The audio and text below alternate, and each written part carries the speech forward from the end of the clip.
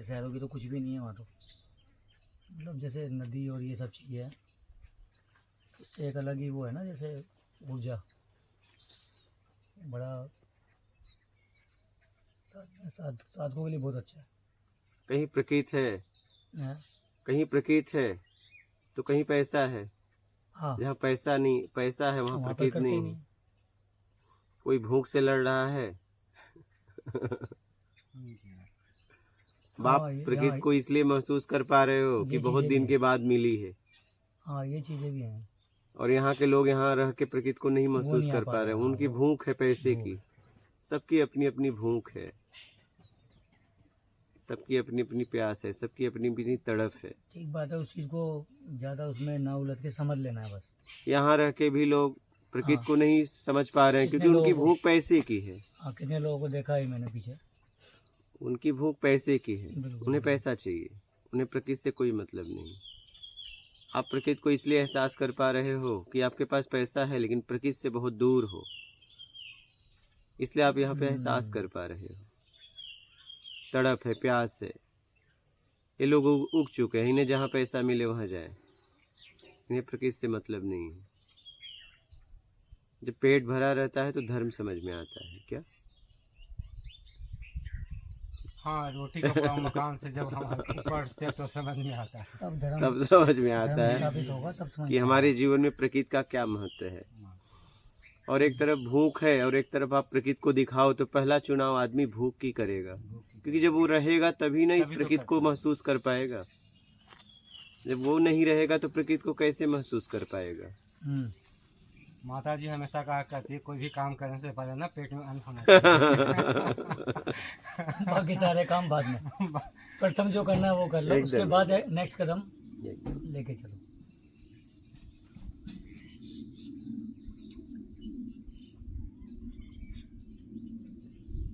कोई बात नहीं, पहली बार आ रहे हैं तो दिक्कत नहीं है, बहुत आसान है आना। यहाँ का जैसे ना, हाँ वैसे तो गाँव बता दिया लोगों ने, हाँ मिलते गए वो अपना आगे आगे चलते रहे। हाँ, ऐसा आसान है। टेम्पो वाले का भी नंबर ले लिया मैंने वैसे। हाँ ठीक। ये भी। चाय वाले वो बड़ौदा वाले जो आए थे उनको लेके आए थे कल, हाँ हाँ तो वो मिल गए, कह रहे उनको तो मैं अकेला, दो होते तो मैं ले आता। हाँ वो हाँ हाँ, वो महाराज जी के छोड़ पास, के। मुझे महाराज जी के पास फिर अब क्या करें। हाँ। टेम्पो वाला मैं करवाया था। हाँ सही। कह रहे मैं भी कभी नहीं गया, मेरे को भी उनकी वजह से मिल ही आया वहाँ पे। हाँ हाँ एकदम। सब वो मिलन करा देगी अपना, चले तो सही कोई। चलना इन चारा आदमी तो घर में है। ये प्रकृति कल्प वृक्ष की तरह है, बिल्कुल। जो चाहिए आपको मिलेगा, लेकिन उसके लिए आपको पहले चाहिए का भाव बनाना पड़ेगा, हाँ फिर उस पर धीरे धीरे काम करना पड़ेगा। पहला कदम उठाना पड़ेगा। वो तो भाव बनाओगे तो उठेगा। हाँ, जो चाहिए उसके लिए भाव बनाओगे तो कदम उठने लगेगा। भाव ही नहीं तो कदम कहाँ उठेगा? कदम उठ भी जाएगा तो करोगे क्या? अब वो बात कह रहे हैं, क्या चाहिए मूल मतलब, ये है। अब मतलब वैसे तो अब दोनों की बात करी, पैसा और वो भी। अब वो कह रहे हैं जो मेन जो आपका टॉपिक है वो है क्या आखिर, माजरा कि वो क्या चाहिए वो डिसाइड कर लो पहले, उसी पे चलना। फिर उसके बाद फिर जो कुछ नहीं वाली अवस्था वो फिर ज्यादातर समाज में संख्या है, जाना कहीं और है, पता कहीं और का पूछते हैं, जाते कहीं और है। उन्हें खुद नहीं पता कि सच में मुझे जाना कहाँ है। बता कोई और रहा है, जिसे पता खुद नहीं पता। 99% और लोग। जिसे पता नहीं महाराज जी वही बता रहा है पता। हाँ, ये भी समस्या बहुत बड़ी है। वो इसलिए बता रहा है कि आप कामनाओं में हो। बस जब तक आपको फ्री में चाहिए तब तक आपको लोग भटकाने वाले मिलेंगे। हाँ, वो और वो लपेटते रहेंगे इनको। भटकाने का आपको लाभ उनको मिलता रहेगा।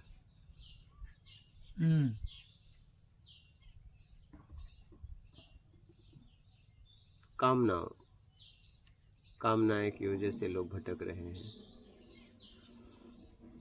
अब वो सबसे बड़ी बात ये है, एक मैंने देखा था कि कोई आदमी आप कार्य कर रहा हो, खुलेआम बोल रहे हो, चेतावनी दे दे के बोल रहे हो, वो मिशन चला रहा है, हिडन एजेंडा काम कर रहा है उनका, लिख दे तू वहाँ पे कि तेरे को कामनाओं की पूर्ति। तो आधे लोग तो वैसे ही नहीं, मतलब दुकान के लिए कितना उसने वो दिमाग लगाया उसके पीछे। सही। तो मिशन चला रहा है ना, तो उस पर लिख दे सिर्फ यहाँ पे मिशन वाले ही आए, तो हो गया ना, आधा काम खत्म। लिखता है कोई भी कितने मिशन चल रहे हैं, कितने बड़े बड़े, दिखता कोई भी ऐसे कि मैं अपना मिशन चला रहा हूँ। परमात्मा की प्राप्ति कहा है ना, सारे यही बोलते हैं। वो तो कभी प्राप्त किया ही नहीं जा ना सकता। उसको जो बोल रहा है वो खुद ही नहीं नहीं, कोई किसी को वो न तो प्राप्त किया ही नहीं जा सकता। वो सिर्फ स्वयं का विषय है, वो सारे विषयों से परे है, वो आपको प्राप्त कर सकता है। हाँ। उसे कभी कोई प्राप्त नहीं कर सकता, और प्राप्त कर लिया तो फिर वो परमात्मा नहीं। हाँ, इतनी असीम, इतनी महान शक्ति। अगर उसने प्राप्त कर लिया हाँ, तो फिर एक नया भ्रम तैयार उसने कर लिया। पर अपने आप से मतलब परमात्मा को बड़ा मान लिया। नहीं, वो प्राप्त ही नहीं कर पाया, भटक गया बहुत बुरी तरह। उसके अंदर ही आ गया ना कि वो आएगा मेरे अंदर। कामनाओं के जाल में वो फंस गया पूरी तरह। वो वैभव के ताकत को सोचा बस यही हाँ। परमात्मा की कृपा है। उससे हो जाएगा। धन तो पापियों के यहाँ भी होते हैं क्या? पापियों का। हाँ, धन पापियों के यहाँ भी होते हैं, कोई बड़ी बात नहीं है। अगर आपके जीवन में धन आ गया तो कोई बहुत बड़ी बात नहीं, इससे मत ये सोचो परमात्मा की कृपा हो गई। बिल्कुल, अपने कर्म से भी आया था, जैसे आपने धन तो कहा। आपके मेहनत से आता है, आपके काम से आता है। आप चाहे अच्छा काम करो चाहे बुरा, दोनों में धन है क्या? एक अशुद्ध है, एक शुद्ध है।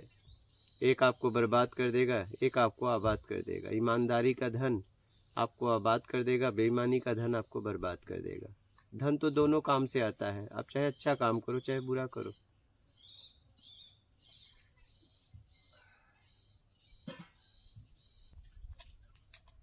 धन कमाना, धन आ रहा है, इसका मतलब ये मत समझना परमात्मा की कृपा हो गई, नहीं, कभी नहीं। तो पापियों के यहाँ भी हो आ जाता है।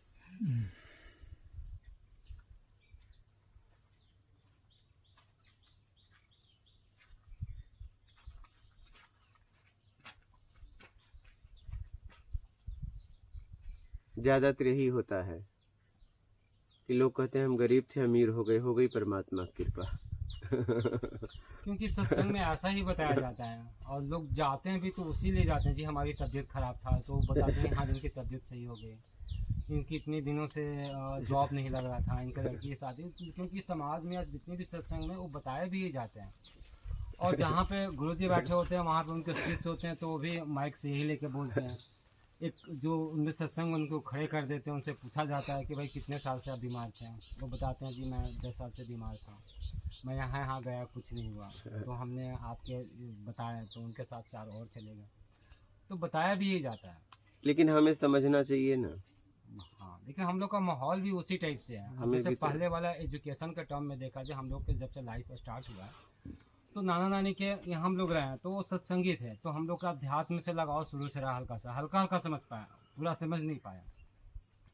बट अभी भी देखा जाता है तो पहले क्या हो जाता, पहले अध्यात्म कुछ चीज़ में बताया जाता था। आज के डेट में छोटा सा बच्चा जब होता है तो उसके ऊपर कम से कम तो 5 kg का, हम खुद ही करते हैं, बच्चों को 5 kg से कम नहीं होता, जो kg का स्टार्ट होता है वहीं से 5 kg का हम बैग थमा देते हैं, घर पे गाड़ियाँ आ जाती है, बच्चे स्कूल में चले जाते हैं, तो कहीं पे भी अध्यात्म का जिक्र ही नहीं है। सही है। हाँ, ये तो है, बहुत बड़ी ये भी दुर्दशा का कारण है। बस दिमाग में एक ही बात डाली जाती है कि पढ़ाई ऐसा करो पैसा है, बस। पैसा, सिर्फ पैसा। तो यहाँ पे क्या हो जाता है कि हमारी जो भौतिक जो आवश्यकताएं हैं वो तो पूरी हो जाती है, लेकिन जो अध्यात्म वाला जो रह जाता है, क्योंकि जब तक कोई पीछे वाले ना हो, या तो सत्संग हो या फिर कोई वैसे सर्कल हो अपना, तो बीज तो अंदर होता है, टेस्ट तो होती है अंदर, बट होता क्या है कि वैसा माहौल मतलब प्रॉपर नहीं मिल पाता, या मिलता भी है तो फिर उसी वाले दायरे में मिल जाते हैं एकदम। और बहुत सारे लोग खुल के बोलते हैं कि नहीं जी अध्यात्म में ठीक है, हम भौतिक की चीज़ों को पूरी नहीं करेंगे, ये अध्यात्म एक अलग चीज़ है, तो वो समझ में नहीं आता। अध्यात्म का मतलब सीधा है अपने आप को समझना बस। भौतिक में आपने लोगों को समझा, क्योंकि संसाधन की जरूरत थी, आदान प्रदान, एक दूसरे को समझ के जो आपके पास था उन्हें दिया, जो उनके पास था आपके दिया, ठीक है। अध्यात्म का मतलब सीधा है अपने आप को समझना बस। उसमें दो है ही नहीं, उसकी खुद की बात है उसमें।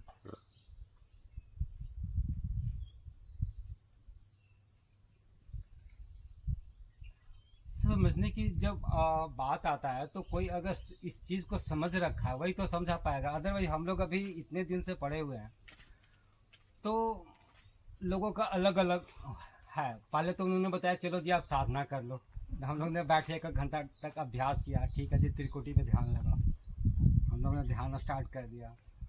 तो इसके बाद होता है कि नहीं जी, वो आप अलग चीज़ कर रहे हो, ठीक है, मतलब लोगों का अलग अलग है। फिर किसी ने, फिर एक और सत्संग में हम लोग ने स्टार्ट किया, तो उन्होंने बोला कि नहीं जी, वो चीज़ नहीं होती है, वो शब्द होता है।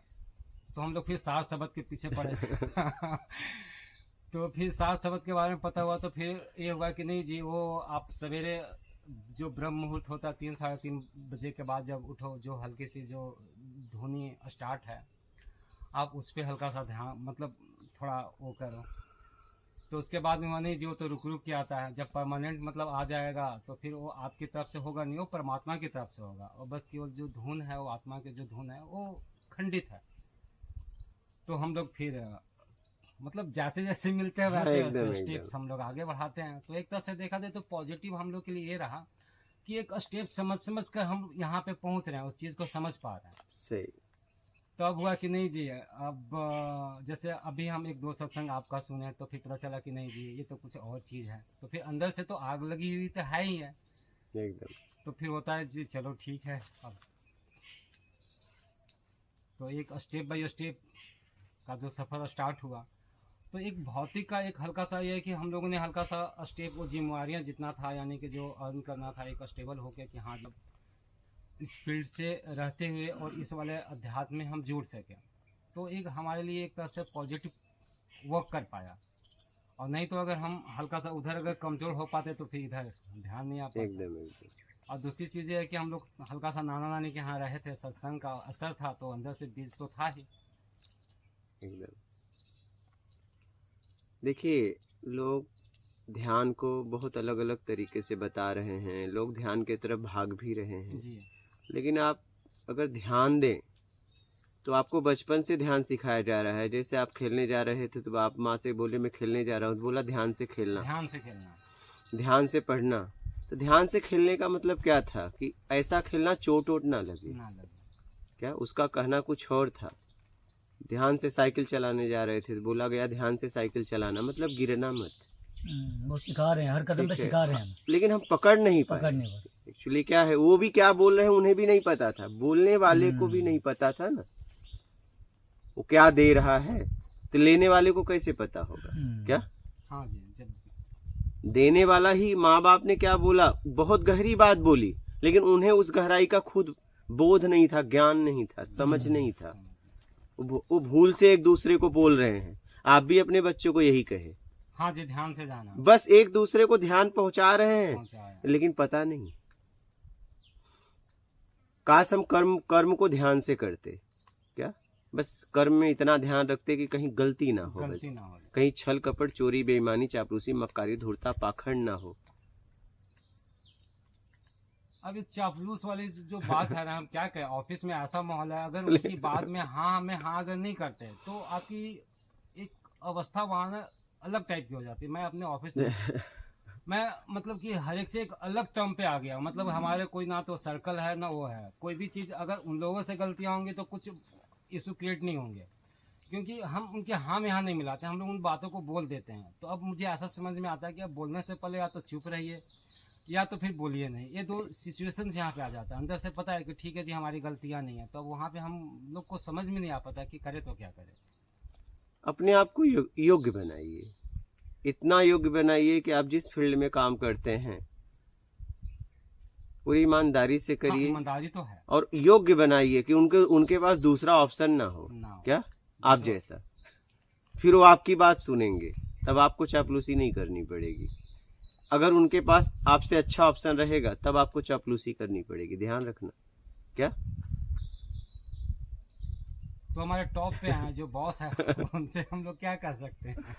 आप अपने आप को उस स्तर पे रखिए कि आपके जैसा उन्हें ना मिले, फिर आपको चापलूसी नहीं करनी ये पड़ेगी। वैसी व्यवस्था अपने लिए बना लें, अपने क्रिएट कोई ऐसी करें कि हम भी उसके लेवल पे आ जाएं। जो आप काम करते हैं हाँ, उसके लेवल पे आ गए, तब तो आप बॉस ही बन गए, तब तो आप एक कंपनी खोल लोगे। बिल्कुल, या तो ऐसी है अगर उसके अंडर में काम कर रहे हो तो आप जो भी काम कर रहे हो, जिस आपको जो योग्यता पे आपको काम दिया गया है, जिस डिपार्टमेंट में आप काम कर रहे हो, आपके पास ऐसी क्षमता होनी चाहिए कि आपसे अच्छा उन्हें ऑप्शन ना मिले, फिर वो आपकी बात सुनेंगे। मेरी बात समझ रहे हैं? जी अगर आपसे अच्छा उनके पास ऑप्शन है, कई ऑप्शन है, तब आपको झुक के काम करना पड़ेगा।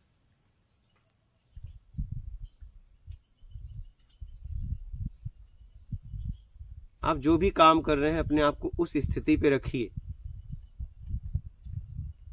कि आपसे अच्छा उनके पास ऑप्शन ना हो। इतना अपने अंदर टैलेंट, इतना योग्यता भर लीजिए, उस फील्ड के बारे में इतनी जानकारी हो, तब आपको चापलूसी नहीं करना पड़ेगा।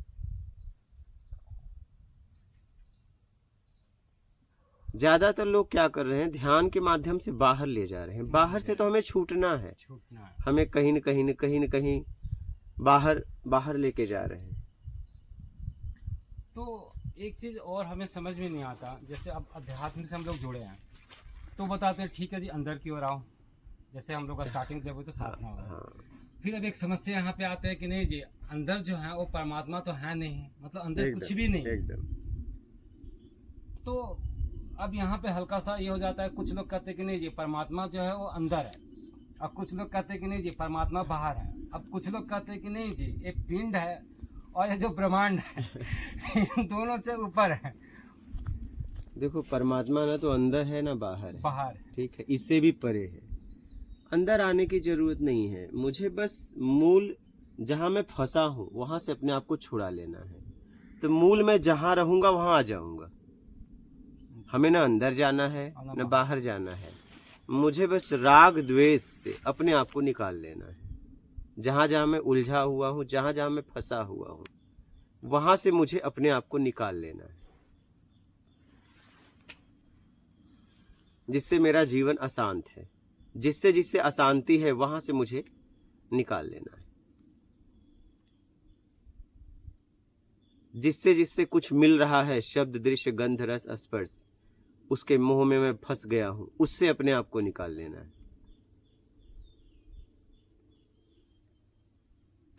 आप समझ रहे हैं? हमें छुड़ाना है अपने आप को, और फंसा हूं ये मुझे मालूम है। जब एकांत में आप बैठते हो तो आपको समझ में आता है आप कहां कहां फंसे हो। ये ध्यान से समझना है। लोग क्या है, किसी न किसी तरीके से बस बाहर एक मन को एकाग्र करने के लिए बैठा देते हैं कि आप एक काम करो, यहाँ ध्यान करो। लेकिन ध्यान भी तो हमसे है, हम ध्यान क्यों करें? क्या एक नई आदत, नई उलझन पैदा हो रहा है मेरे जीवन में, पहले भौतिक के नाम से अब अध्यात्म के नाम से। एक नई उलझन कि मुझे ध्यान करना है। किसका ध्यान करें? कौन है सदैव मेरे सामने कि मैं किसी का ध्यान करूं? जो मुझे दिख रहा है, जिस पे आप ध्यान करा रहे हो, वो रहेगा नहीं। अपूर्ण पूर्ण तक कैसे पहुंचा सकता है? हाँ, ये बात तो अब समझ में, पहले नहीं आता था। अपूर्ण पूर्ण तक कैसे पहुंचा सकता है? बस अपूर्णता से अपने आप को छुड़ा लो। बस पूर्ण अपने आप को अपूर्ण से पूर्ण करना चाहता है, यही उसकी अपूर्णता है। वो स्वयं पूर्ण है, बस उसने उम्मीद का जाल फेंक दिया है और उसी में अधूरा हो गया, क्योंकि उसने अपूर्ण का साथ कर लिया ना। पूर्ण ने अपूर्ण का साथ कर लिया और उससे उम्मीद रख ली कि मुझे ये पूर्ण कर देगा। वो स्वयं पूर्ण है। इस भाव को अगर वो तोड़ दे तो वो तुरंत ज्ञान हो जाएगा। इस भाव को तोड़ नहीं पा रहा है, क्योंकि हमारे हर तरफ जाल वही है। क्योंकि ये चीज मतलब बार बार दिमाग में आ नहीं पाता या कोई बता नहीं पाता। अब हम लोग पहले सत्संग में जाते थे तो अब सब लोग का एक यही कॉन्सेप्ट था, ये हम मतलब अध्यात्म में ये बताया जाता था ठीक है जी परमात्मा एक है। लेकिन जब अध्यात्म में जाते हैं तो जितने भी आप चले जाइए जहाँ पे सत्संग होते हैं तो सब लोग बोलते हैं नहीं जी आप ही परमात्मा हो। तो पहला उलझन तो वहीं से स्टार्ट हो जाता है। वो भी बोलते हैं कि एक है, तो एक वहाँ पे हो गया। अब दूसरी समस्या ये आ जाता है कि अब ध्यान की बात आता है तो बोलते हैं कि जी आप ध्यान परमात्मा को तो आपने देखा नहीं है, तो आप ध्यान किन का करोगे? तब बताते हैं कि जी अब प्राकृतिक में सारी चीज़ें आप देख लो, हमसे जो नीचे की चीज़ें हैं उनका तो आप ध्यान कर नहीं सकते क्योंकि वो नीचे ले जाएंगे। अब कहते हैं कि भाई आपको कोई चीज़ अब नज़र भी नहीं आता, उनका सत्संग भी अब बताते हैं तो सही लगता है। अब वो ये कहते हैं कि देखो जी अब हम लोग के बीच में जो बैठे हुए हैं, सामने जो गुरु जी बैठे हुए वही सबसे श्रेष्ठ हैं। तो वो भी तो नहीं रहेंगे। हाँ नहीं रहेंगे, लेकिन अब वो उसके अंदर वाले को तो मैं देख नहीं पा रहा हूँ। हाँ तो वो अब वो कहते हैं कि ठीक है जब उनका ध्यान करो, तब वो कहते हैं कि जी तो आप वो तो अपूर्ण है ना, उनका ध्यान इसी पे तो आपको बोलना चाहिए। हाँ तो क्योंकि अंदर वाले गुरु को तो हम देख ही नहीं रहे हाँ तो हैं, अब शरीर तक है। नूरी स्वरूप की बात आ जाता है कि ये जो सामने जो गुरु दे रहे हैं वो तो देह स्वरूप में है, लेकिन इनका एक नूर स्वरूप तो है। नूर स्वरूप मुझे दिखा दे। तो वो बोलते हैं कि आप साधना कीजिए, त्रिकोटि पे ध्यान लगाइए, वो कोई नूरी स्वरूप प्रकट होगा। नहीं, कोई मतलब नहीं है, यही तो बात है। शब्द तक सीमित है सारे। आज मैंने ये देखा, मैं 2011 से पूरी तरह अध्यात्म में निकला, तो मैंने यही देखा कि ज्यादा गुरु ही गुरु गादी बैठ के लोगों को भटका रहे हैं। जी क्या इसमें समाज के उन लोगों का दोष नहीं है जो अध्यात्म की खोज में निकले हैं, युवा पीढ़ी। इसमें जो गुरु गादी पे बैठ गए ना, वो लोगों को ज्यादा भ्रमित कर रहे हैं, लाखों उनकी लाखों खोज को ही रोक देते हैं। जी क्या लोग। बिल्कुल। आगे जाने ही नहीं देते, वो रोक देते हैं, कहीं न कहीं उन्हें भरमा देते हैं। कोई कह रहा है बिंदु पे ध्यान करो, परमात्मा का स्वरूप बिंदु है। जी कोई कह रहा है आज्ञा चक्र पे करो, कोई कह रहा है सहस्त्रार्थ पे करो, शब्द पे करो। हाँ कोई कह रहा है शब्द पे करो। तरह तरह की में उलझा दिए, लेकिन बस उलझा दिए, क्योंकि उसके पास क्या है, सही का पता नहीं है, तो किसी न किसी तरीके से वो गलत में फंस जाता है। और गलत के पास अनेक प्रमाण भी होते हैं, सत्य का तो कोई प्रमाण नहीं, लेकिन असत्य के अनेक प्रमाण हैं। अनेक उसके लोग मिल जाएंगे बताने वाला, सिद्ध करने वाला कि ये अवतरित है। उन्हें कुछ नहीं पता है। क्या कुछ नहीं। उन्हें कुछ नहीं पता है।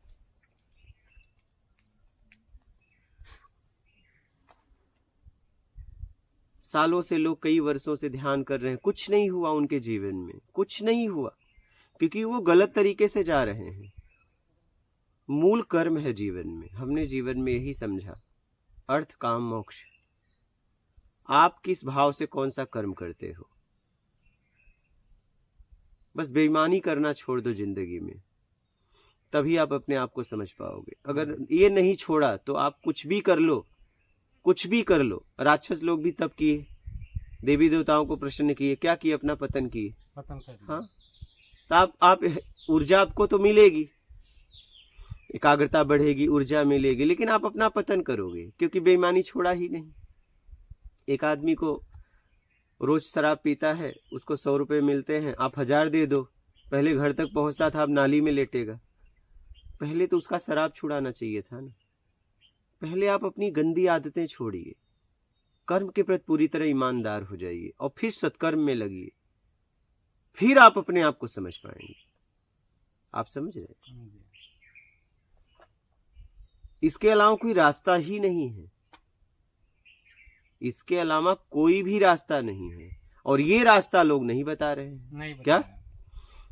सीधी सीधी बात नहीं कर रहे हैं। अब इवन तक कि आप सत्संग में वैसा बोल देते कि आप जो गुरु जी बदलेंगे तो फिर पता नहीं आपको क्या क्या होगा। दूसर का चीज़ ये हो गया, दूसर का में ये बोलते हैं कि ठीक है आप नाम के जाप करो, अगर आपने किसी से चर्चा कर लिया तो नाम खंड हो जाएंगे। तो वही तो बात है, वही तो बात है, लोगों ने डरा दिया है बहुत ज़्यादा, बहुत ज्यादा मतलब डरा दिया है। खुल के जो आप कह रहे बात करना चाहे जीना, वो खत्म हो गया। आप जैसे ही सत्संग की बात स्टार्ट कर लेंगे, अध्यात्म की बात करेंगे, नहीं चुप हो जाओ, इसमें कुछ नहीं करना, मतलब इस टाइप की बात है।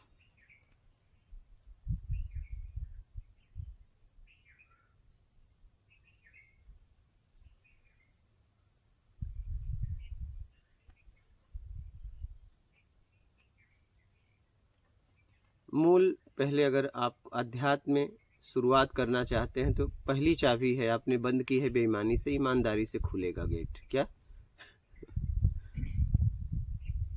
पूरी तरह आपके जीवन में ईमानदारी होगा, उसी वक्त आप अपने आप को समझने लगेंगे, उसी समय से, क्योंकि खुल जाएगा ताला।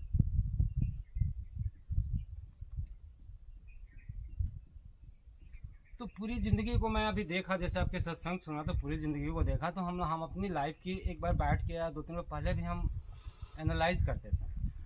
तो हमारी ज़िंदगी में बस केवल 2 ही चीज़ रहा। एक तो मतलब जब हमने स्टडी स्टार्ट किया तो नाना ने एक ही कॉन्सेप्ट था, भैया पढ़ लिख के एक इंसान बनो। ठीक है, इंसानियत का जो टर्म बताते हैं, ठीक है, बन लिया।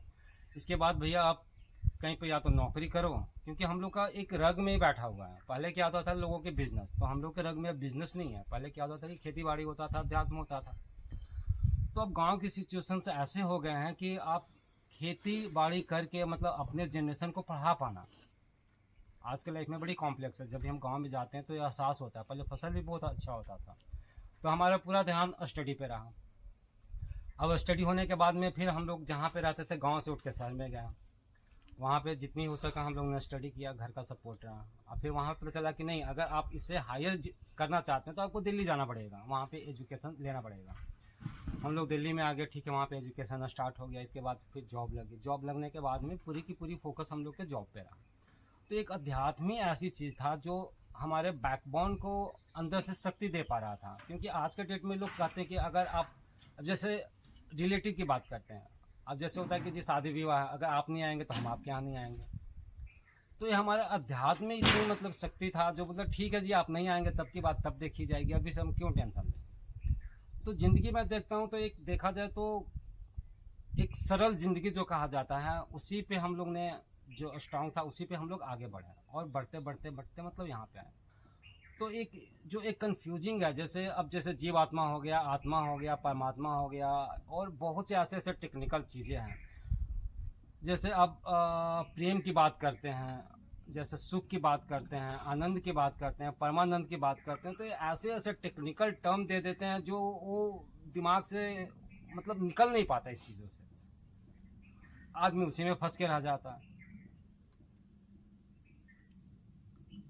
और सेकंड चीज़ ये होती है कि अब यहाँ के जनरेशन को देखते हुए, जैसे जिस हम लोग का मतलब कि मेन यही था पेरेंट्स का कि ठीक है भैया पढ़ लिख कर अपना एक मकसद कर लो, ताकि भाई उनकी रिस्पॉन्सिबिलिटीज जो है ठीक है उनकी ज़िंदगी कट पाए। आज भी मैं आगे की देखता हूँ कि सबसे जो ज़्यादा मुझे जो दुख नज़र आता है, बाकी का तो कहीं पे नहीं आता। एक तो वही दुख आता है कि ठीक है ये ज़िंदगी मिली, इंसान का जामा मिल गया, अगर इसमें हमारी मुक्ति नहीं हुई, पहले मुक्ति इसके बाद मुक्ति नहीं होगी, तो इसका मतलब फिर हम कोई ना कोई जामा में आएंगे एकदम। और ये अब एहसास तो है ही है कि अगर मान ली कि पिछले जन्म में हम कुछ कर रहे होते तो हम यहाँ पे नहीं होते एकदम। तो इसका मतलब कहीं ना कहीं हमसे गलतियां हो रही है, या फिर जिस रास्ते पे जाना है वो हम नहीं जा पा रहे हैं एकदम। और दूसरा तकलीफ हमको केवल इतना लगता है कि अगर आपके बच्चे, क्योंकि फर्स्ट ये होता है लाइफ में बच्चे का जो कॉन्सेप्ट है ना, वो मुझे लगता है हल्का सा बैलेंस नहीं हो पाता। क्योंकि जब तक आपके बच्चे यानी कि काबिल नहीं बन जाते, यानी अपने पैर पे खड़े नहीं हो जाते, तो कहीं ना कहीं आप कितने भी कर लीजिए वो कहीं ना कहीं दिमाग में घूमते रहता है। लेकिन जैसे वो अपने पैर पे खड़ा हो जाता है तो टेंशन खत्म हो जाता है। जैसे हम अपने पेरेंट्स को लेकर देखते हैं तो ठीक है उनकी ज़िंदगी सही है, अब कम से कम सुकून है इस बात का कि हमने जो अपने लाइफ में स्ट्रगल किया तो हमने बच्चों को यहाँ पे पहुँचा दिया। अपनी जो भौतिक जिम्मेवारियाँ हैं अपना कर रहा है, किसी के आगे हाथ नहीं फैला रहा है। तो ये दो चीज़ें यानी कि बच्चों का जो लेकर होता है तो हर एक पेरेंट्स का तो होता ही होता है, इसको बैलेंस करना। और दूसरा चीज़ ये हो जाता है कि भाई अब लाइफ भी कम है, कोई टाइम का तो है नहीं कि भाई हमारे खाता में इतना लिखा हुआ है। बोलते हैं सांसों की पूंजी है, जितनी सांस मिली गैस मिली उतनी तक दिन तक रहेंगे, बाकी फिर चले जाएंगे। तो एक समस्या ये तो रह ही गया ना कि जिस मकसद के लिए हमें मिला था, यानी कि एक भौतिक काम करते हुए अध्यात्म को प्राप्त करना, तो ये तो दुख तो रह ही गया ना। हाँ एकदम एकदम, ये तो अथाह पीड़ा है। अथाह पीड़ा है। अगर हम अपने आप को ही नहीं समझ पाए तो ये तो अथाह पीड़ा है। अरे पता नहीं कब तक चलेंगे। आज बताते हैं कि करोड़ों साल हो गए, तब से तो है ही हम यहाँ। एकदम। तभी तो आज अब ज्यादा हो गया, इसलिए तो लोगों का जीवन अशांत है। अशांत है। आज लोगों के पास व्यवस्थाएं हैं लेकिन जीवन अशांत है। इसलिए कि बेईमानी नहीं छूट रही है। लोग बोलते हैं कि कई सालों से अध्यात्म है, कहते हैं बेईमानी बिना कैसे चलेगा। छोटे छोटे बालक पढ़ने वाले, अभी एक बालक आया था वकालत कर रहा था, वो किसी से जुड़ा भी है, बोला मैं जुड़ा भी हूँ। मैंने उसने कहा कि आत्मविश्वास कैसे बढ़ेगा। हमने कहा आत्मविश्वास बढ़ाने से बेटा नहीं बढ़ेगा, आपकी योग्यता के अनुसार। अगर आप होटल में गए, आपके पास पैसे हैं तो आपका आत्मविश्वास बढ़ा रहेगा, जो चाहे वो आप बनवा के खा लोगे। पैसे कम है तो आप डर डर के जाओगे, पैसे नहीं है तो आप वहां जा ही नहीं पाओगे। नहीं जा पाओगे। तो आत्मविश्वास आपको क्या चाहिए, जब वो आपके पास उससे ज्यादा रहेगा, चाहिए से ज्यादा आपके पास रहेगा, तो आत्मविश्वास आपका बढ़ा रहेगा। तो अपनी योग्यता को बढ़ाओ।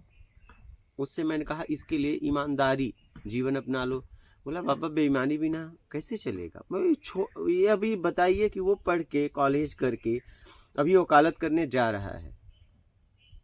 अब सोचिए माइंड में फिट हो गया है कि बेईमानी बिना कैसे चलेगा। मैं तो झूठ बोलनी पड़ेगी जिंदगी। तो बेईमानी में तो सब करना पड़ेगा ना। हाँ हाँ। छल कपट चोरी बेईमानी चापलूसी मक्कारी धूर्ता पाखंड। आज लोग इतने सालों से आध्यात्म में घूम रहे हैं लेकिन कह रहे हैं बेईमानी बिना कैसे चलेगा। मैं बोला ये अगर आप नहीं छोड़े तो आप इधर बढ़ ही नहीं सकते। इसलिए लोग सालों सालों से साधना कर रहे हैं, कुछ नहीं हो रहा है। क्या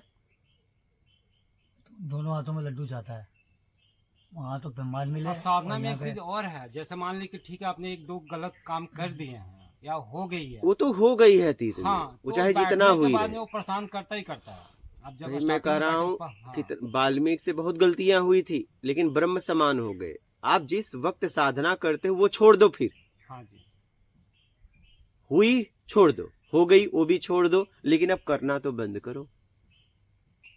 वो भी तो नहीं कर रहे हो, करना तो बंद करिए। वो भी तो नहीं कर रहे हो।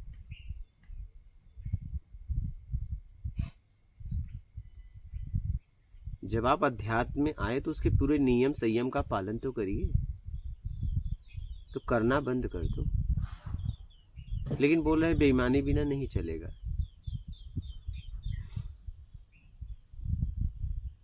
लोगों ने धारणा पकड़ ली है कि बेईमानी बिना कैसे चलेगा। तब अध्यात्म में आ ही क्यों रहे हो? तो बेईमानी करके जीवन जियो। समय क्यों बर्बाद कर रहे हो? भीड़ क्यों लगा रहे हो? बेईमानी बिना नहीं चलेगा तो तेरी डिमांडें भी पूरी नहीं होंगी फिर। तो वही जब तो नहीं, जब तो एक तरफा चाहता है अपने मन से, अपनी आत्मा से, तो जब तो कुछ संसार में चाहता है तो पूरा पूरा टाइम देता है तो ज्यादातर तो यही कि संख्या हर है। चीज नौकरी में टाइम देता है, पैसे को टाइम देता है।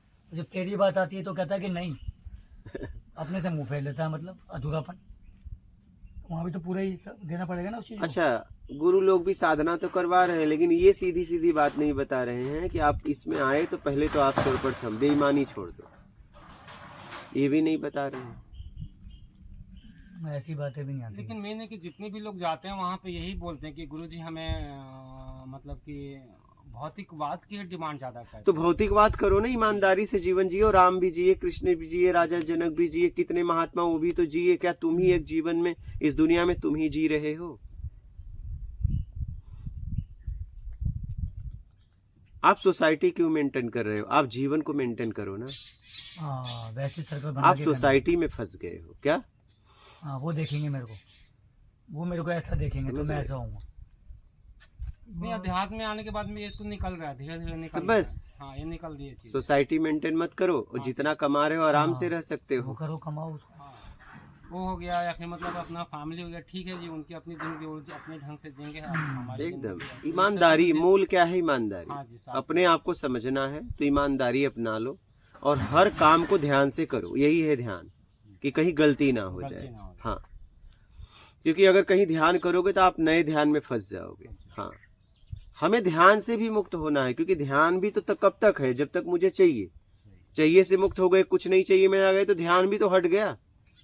एक में क्या ध्यान करोगे? कौन किसका ध्यान करेगा? हमें ध्यान से भी मुक्त होना है। वो सही कह रहा है, अभी बताना वैभव वाली बात की, वैभव भी चाहिए, फिर कहता है कि मुझे परमात्मा भी चाहिए।